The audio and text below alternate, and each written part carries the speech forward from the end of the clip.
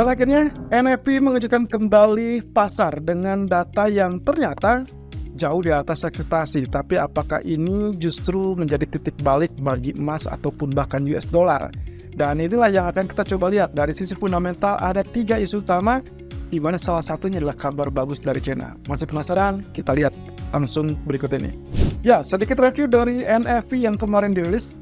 Kita juga sempat merilis terkait dengan strategi ataupun skenario menghadapi trading NFP. Ada 4 skenario seperti biasa dan kita sempat sebutkan bahwa skenario 1 ataupun 2 adalah strong dollar, lalu kemudian 3 dan 4 adalah weak dollar. Tapi apa yang terjadi, dan kita juga sudah mengingatkan bahwa beberapa kali yang terjadi di tahun lalu, justru setiap ada ekspektasi di bawah 200.000 ternyata angkanya akan cenderung rebound. Dan ternyata itu masuk ke dalam skenario kedua, di mana aktual jauh lebih tinggi dari ekspektasi dan angkanya muncul di angka 253. Dan ini berarti juga menandakan bahwa agak sulit untuk mengharapkan data pekerjaan atau non-farm payroll untuk berada di bawah 200.000. Ya, kita tinggal tunggu saja. Sekitar 1 kali lagi NFP yang akan dirilis di bulan Juni. Itu berarti NFP bulan Mei yang dirilis di bulan Juni. Dan tentunya itu yang akan menjadi trigger ataupun pemicu terkait dengan kebijakan Fed di bulan Juni.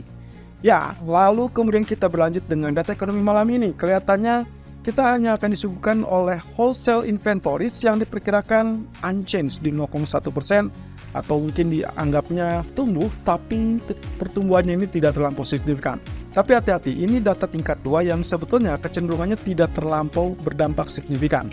Ya, itu sebabnya fokusnya akan beralih kepada data ekonomi minggu ini, di mana data ekonomi minggu ini akan terfokus kepada data inflasi Amerika yang akan dirilis hari Rabu dengan perkiraan ya kurang lebih untuk CPI yearly atau year on year, atau kita sebut dengan CPI basis tahunan, itu berada di angka 5% dan diharapkan tidak berubah dari data bulan sebelumnya yang juga dirilis 5%. Tapi perhatikanlah data basis bulanannya atau month on month yang diperkirakan akan mengalami kenaikan 0,4% dari 0,1% sebelumnya. Nah, ini cukup menarik teman-teman. Kalau lihat dari data yang bulan sebelumnya juga hasilnya seperti demikian, di mana data yang yearly ataupun basis tahunan kecenderungannya berkurang atau melunak, sementara basis bulanannya cenderungnya stagnan atau bahkan lebih tinggi, dan itulah yang akhirnya mengoyak-ngoyak sentimen market. Mana yang akan dipegang oleh Fed? Tentunya Fed akan mempertimbangkan keduanya, tapi yang jelas jalur tahunan lah yang akan menjadi basis kebijakan dari Fed itu sendiri. Nah, oleh karenanya kemungkinan swing high, swing low, atau bahkan range pergerakan yang sangat volatile diharapkan akan terjadi di hari Rabu. Seperti biasa, kalau Anda lihat data hari Senin dan hari Selasa yang kosong seperti ini, artinya data tingkat 2 atau bahkan data tingkat 3 yang mungkin tidak terlampau berpengaruh. Jadi fokusnya akan tertuju kepada hari Rabu. Lalu kemudian di hari Kamis kita juga memiliki agenda penting lainnya, yaitu tentang BOE Monetary Policy, di mana kalau kemarin kita mendapatkan ada Fed di situ, kemudian RBA, kemudian juga ECB yang menaikkan suku bunga sekitar 25 basis point, berarti kita minggu ini kemungkinan akan menghentikan apakah BOE akan melakukan hal yang serupa. 85% kurang lebih mengharapkan potensinya adalah kenaikan 25 basis point.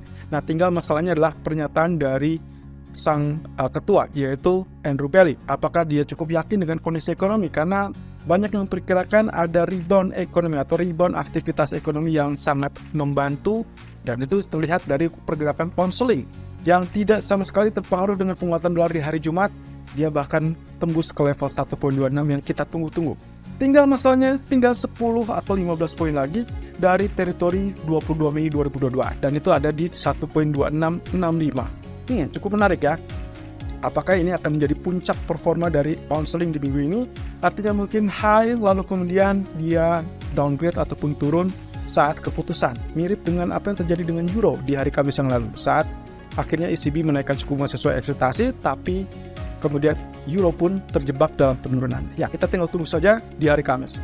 Kemudian di hari Jumat, jangan lupakan data ekonomi penting lainnya adalah data GDP dari Inggris, yang diperkirakan mungkin akan stabil di angka 0% atau 0,1%, dan ini kira-kira mungkin dianggapnya adalah ekonomi setidaknya masih dalam fase pertumbuhan.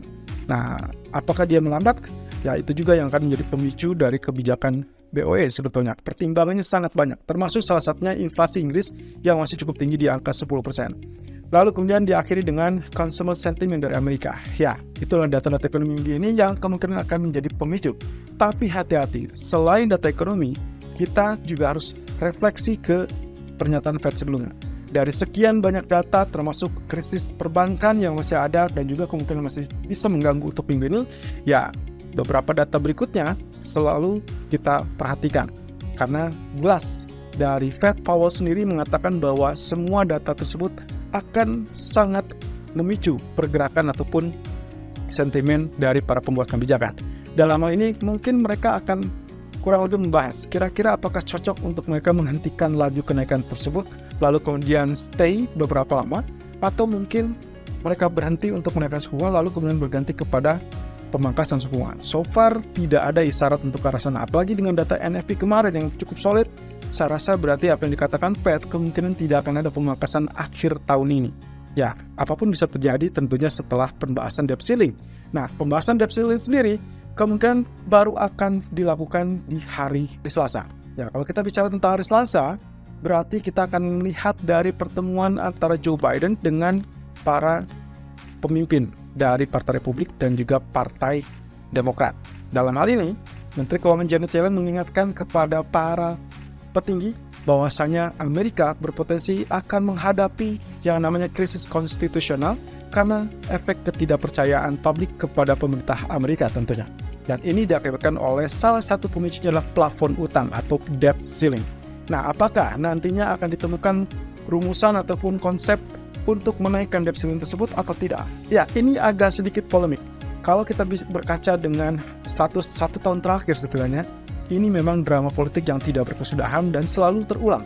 Dan setiap menjelang titik kritikal, itu selalu akan terjadi persetujuan. Nah, kali ini pertanyaannya apakah kita akan mendapatkan persetujuan atau tidak? Karena tidak dipungkiri bahwa 1 tahun ke depan, Joe Biden juga kembali mencalonkan dirinya sebagai presiden. Jadi ini cukup sensitif terhadap kebijakan ekonomi, termasuk juga penilaian dari politik. Nah, kembali ke inflasi ataupun BOE. Inflasi Amerika sendiri diperkirakan masih akan tetap tinggi dan itu diperkirakan dipengaruhi oleh sektor jasa. Dan bahkan Credit Suisse menilai ini kemungkinan akan menjadi hal rambu-rambu untuk Fed yang mungkin mereka akan bertindak berdasarkan data. Jadi data yang terutama adalah terkait dengan inflasi. Mereka sangat ingin inflasinya kembali tertekan di bawah atau bahkan mendekati 2%.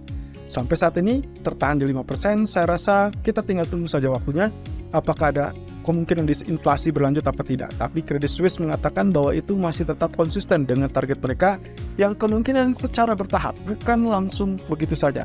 Nah, kita tinggal tunggu data tersebut akan rilis di hari Rabu. Dan BOE balik lagi dengan berkaca kepada apa yang terjadi di pertemuan sebelumnya, ada sekitar 2 orang sebetulnya dovish yang cenderung menolak kenaikan suku bunga.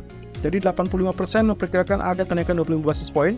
Lalu kemudian dari sisi pejabat dari pembuat kebijakan BOE, ada 2 orang yang sebetulnya agak berlawanan. Nah, kita tinggal lihat apakah kedua orang ini masih tetap konsisten dengan perlawanan tersebut atau tidak. Kalau ya, maka kemungkinan kita akan mendapatkan peak performance dari pound sterling seperti apa yang sempat kita ucapkan di prolog tadi.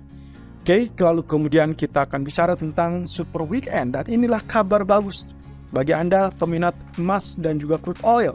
Karena di akhir pekan yang lalu kita mendapatkan data ataupun laporan bahwa dari PBOC maupun World Gold Council yang mengatakan bahwa tingkat permintaan dari China terhadap emas cenderung meningkat. Ya, data PBOC menunjukkan bahwa Bank Sentral menambah atau meningkatkan cadangan emasnya, dan ini adalah ke-6 kalinya secara berturut-turut.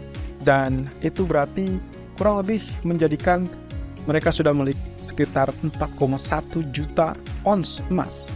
Dan itu sudah dilakukan dalam 6 bulan berturut-turut, berarti sejak November 2022. Ini cukup menarik teman-teman. Artinya kalau teman-teman melihat kemarin sempat all time high yang baru, new all time high di 2079 masih tetap tertahan, tapi apakah ini masih bisa berlanjut atau tidak? Karena kita lihat juga tergelincir saat datanya NFP, kami masih meyakini bahwa potensi inilah yang tersimpan atau terpendam sampai suatu saat dia kembali break area 2079 tersebut. Kapan waktunya kita tidak bilang hari ini, karena hari ini sama sekali sepi data dan kita akan lihat dalam beberapa waktu ke depan, termasuk setelah data inflasi minggu ini. Nah, kemudian kabar baru terbaik berikutnya adalah dari Vitol yang mengatakan bahwa tingkat permintaan gas dari China cenderung cukup baik. Dan ini menandakan apa? Ini menandakan adalah aktivitas domestik dari China yang cenderungnya meningkat. Dan kabar bagusnya, itu berarti mendorong tingkat permintaan terhadap bahan bakar yang notabene membutuhkan bahan bakar minyak. Artinya, tingkat permintaan minyak mentah yang sudah dinanti-nantikan oleh publik, kemungkinan ini sudah mulai terlihat bereaksi, dan kita sudah lihat crude oil kembali rebound ke level $71 dari level terendahnya $63. Dan minggu lalu kita sempat ingatkan bahwa di teritori 64 sampai 66 itulah zona buy karena kemungkinan demand akan cukup tinggi, dan juga sambil mengharapkan apa yang akan dilakukan oleh OPEC Plus. Walaupun minggu ini mungkin mereka hanya melaporkan tentang laporan bulanannya, tapi pertemuan baru akan diharapkan muncul di awal bulan Juni mendatang. So, kira-kira apakah ini akan menjadi tanda yang cukup bagus untuk crude oil rally sampai $80 kembali? Ya, jadi kita tinggal tunggu 3 isu utama. Yang pertama dari datangnya China kembali kepada pasar global, yaitu dengan tingkat permintaan terkait dengan emas ataupun crude oil. Lalu kemudian yang kedua adalah data inflasi yang sangat penting dari Amerika. Dan jangan lupakan, China pun akan merilis data inflasinya di hari yang sama, yang kemungkinan diperkirakan akan tetap stabil. Tapi kalaupun inflasinya relatif tinggi, tercatat bahwa inflasi China masih tetap jauh lebih rendah daripada negara-negara maju lainnya. Lalu kemudian kita tinggal tunggu BOE apakah bisa menciptakan peluang atau bahkan kejutan. Karena kalau tidak ada kejutan sama sekali, terutama terkait dengan 2 orang dovish tadi, kita mungkin akan melihat mungkin high, lalu kemudian dia berbalik turun. Dan itu mungkin 1.8 cukup terbuka, tapi mungkin juga akan rejection di teritori yang sama. Kita tinggal lihat nanti di live streaming sore nanti.